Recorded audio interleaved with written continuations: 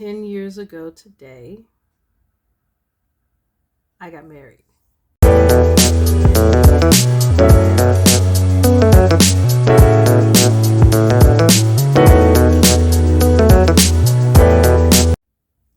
Hey, everybody, it is January 23rd, 2024. And I think we are on day 40 something. I'll put it down there as soon as I figure it out. I'm going to put it down there, but we're close. We're getting closer. And today is the day I actually got married. I actually got married this day 10 years ago. It's hard to believe it was that long ago. Yeah. I'm not married now, but I married 10 years ago today. And I am a believer. I'm a very strong believer in significant numbers that are in your life are there for a reason. Dates in particular, because they represent different portals. And this is a day where this portal has opened for me.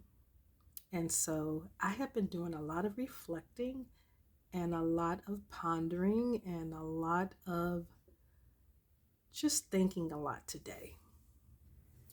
Many of you know that I was once married and I came out of an abusive relationship, marriage that is.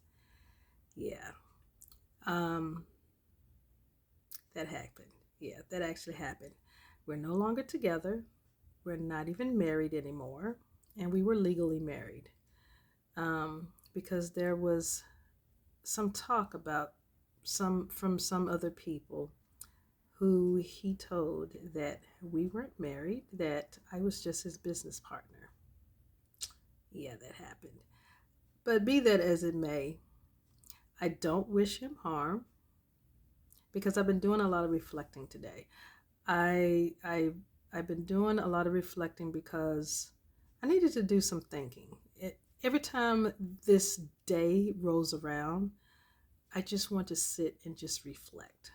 And I do a lot of reflecting on me. I've seen where I have done a lot of healing and growing, and I'm always wishing him well because I am a very, very strong believer in whatever you put out there in the universe, it has no other choice but to come back. You reap what you sow. In other words, it has to come back. Just like a boomerang, it has to come back. I'm also a believer in numerology. I grew up like that. If you grew up in the church, in particularly the charismatic or holiness, Pentecostal holiness, whatever you want to call it, they talk about numbers a lot. And what I've learned is every date that is very significant in your life, there's a portal and it reopens during this time. And this is a day that it was pretty significant for me. And so the portal is open. Now, what comes out of it depends on me. It depends on how I react, how I respond to the memories of what occurred on this day. And I've been thinking about it this evening since getting home from work. I'm okay with it. I'm actually okay with it. I'm okay with the decision that I said yes to this person to get married because I honestly believe that's what we were doing. I honestly believe we were getting married for love. I honestly believe that we were marrying to build together. I honestly believed we were marrying because there was an empire to be built. And the way he presented himself and the way I presented myself, it was a high likability that could be done. But that didn't happen. Now, I can go into so many things that did or did not happen. But what I want to do is talk about the pros of me getting married. I, that's what I want to do today. I want to talk about the pros. I may end up talking about the cons as well, but right now, I'm going to talk about the pros. So, number one of the pros of me getting married to the person that I was getting married to is because there was someone to build with. That was one of the main things for me. Someone to build with. It's one thing when you're able to build a house, but then when you have someone who comes along and they have the same idea and they want to do the same thing and they come in and they start helping you, well, things move a little quicker. That was one of the pros. Another pro was I had a great companion. I did. We laughed a lot. We did. We laughed a lot. We laughed a whole lot. He was hilarious, and I'm random when it comes to that. I'm an Aquarius, so we're very quirky. The times where you would think that I would be serious, I am the most weird one and the silly one.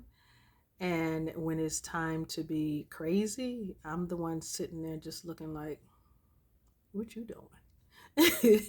I have to do the opposite. But yeah, we laughed a lot. We did. The third thing was I enjoyed family. I enjoyed my time with him and with my family and me with his family. That was a lot of fun because family is important to me. He enjoys being with his family, and whenever we would come back home to visit our mothers, we made sure they were both okay. And once we figured out and saw for ourselves that they were okay, and we would take them grocery shopping and wherever else they needed to go. Once that was taken care of, we felt good enough to leave and go back home, which was 8 hours away. Now, the con of being married to this man was who he presented himself to be was not who he was. And he probably could say that about me, but I don't know what he would say. I haven't asked, and I really don't care. But what I can say is he was not what I expected. And some people say that it is in their head that there were red flags there. You're not going to always see them, baby. You're not. That's a myth. You're not going to always see them. And it's not just me. There's a lot of people, male and female. You're just not going to see the red flags all the time.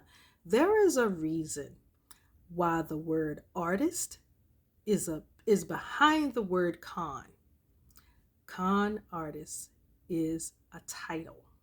It is a label, and that's what some people are. And I was married to that. And all the results that I received, that's what I had.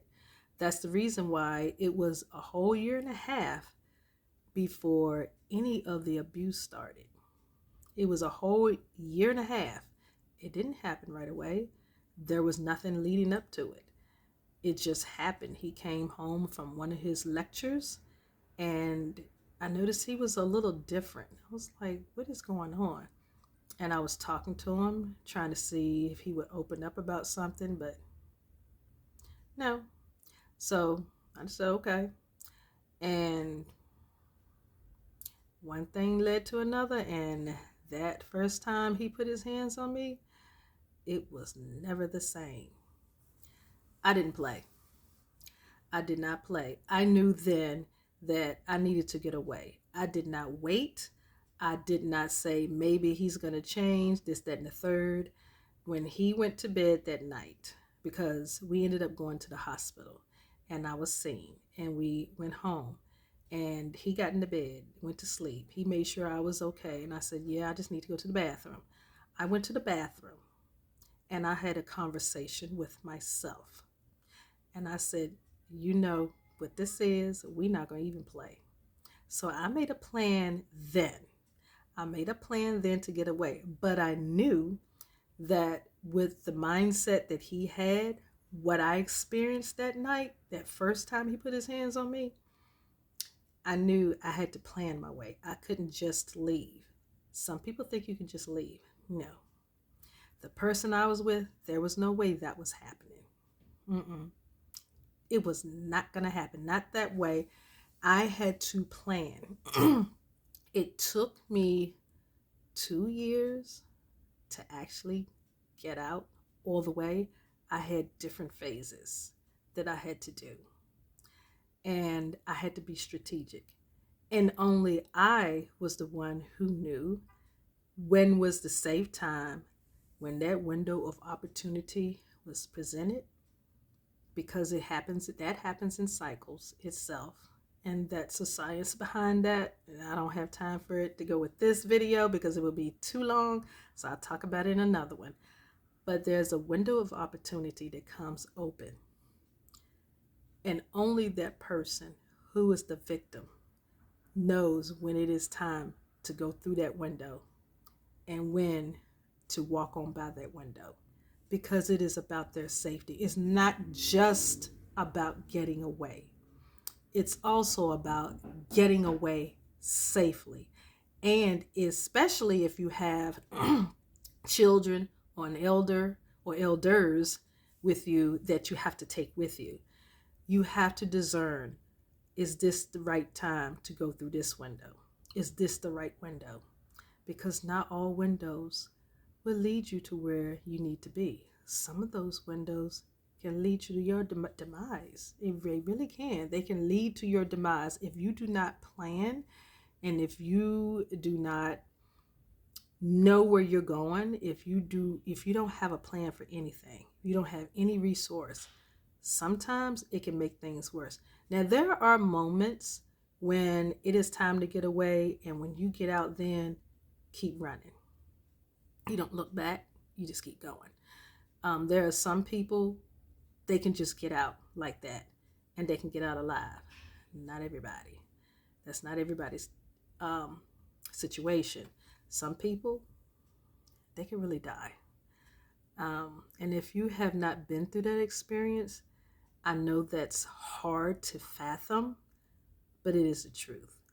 I literally had to pace myself for 2 years so that I can get away alive. And even that was risky because I was strangled that night. I was strangled the night that I actually ran away. I was strangled and I had to wait until he had no more energy. Once his energy was gone, then that's when I got away. Because as hard as he went that night, I knew that was the last night. Had it been any other night, I would not be alive today. But I knew I had to leave, and I said, I'm just going to wait until he has absolutely no more energy. And that's when I left. And I did not look back at all. Now, what did I learn? I learned I was not the only person in trouble. I learned that he was just as much in trouble as I was in. He was having a serious mental breakdown. He really was. And a lot I saw right before me. His family members, I can say, because they came back and they talked to me afterwards and they said they knew something was not right. They just couldn't pinpoint. They saw him having his meltdowns and his breakdowns. And I told them, this is why I did not mind him following me back home, because me just leaving, that was leaving him open for anybody to get harmed and hurt, and for him to get hurt. And I didn't want him to get hurt either. Is even, and I know this sounds crazy, but when you love someone for real, you can't just turn it off just like that. It doesn't work that way. Not when you love someone for real. So I wanted him to be somewhere safe when I left, and that was with his family. So I knew that he was going to follow me back home. So I let him follow me back home. And there's so much that went in between there, but I wanted him safe because I knew with his mentality that either he was going to be in more trouble or he was going to be dead because of the way he was at that time. And I'm so glad that I did it the way I did because he was able to get the help that he needed. he, um, because of the advocates that I had helping me and working with me, it was mandatory that he had mental health counseling. That was mandatory for him. In some states, they require that. Um, Not all states do, but where we are, yeah, he had to do that, and it was not an option. So I was glad that he followed me home because where we were living, that was not mandatory. It was not. He would not have gotten anything. So I'm glad he was able to come home and get that. Um, so even whether he decided to continue on with that and do better for himself, I don't know. I can just wish, because if he ever ends up with anybody else, I don't want them to end up with the person that I was with. I want them to end up with someone better because, first of all, they deserve better and he deserves better too. If he decides that he deserves better, he deserves better. I can't do anything about that. No one else can do anything about that but him.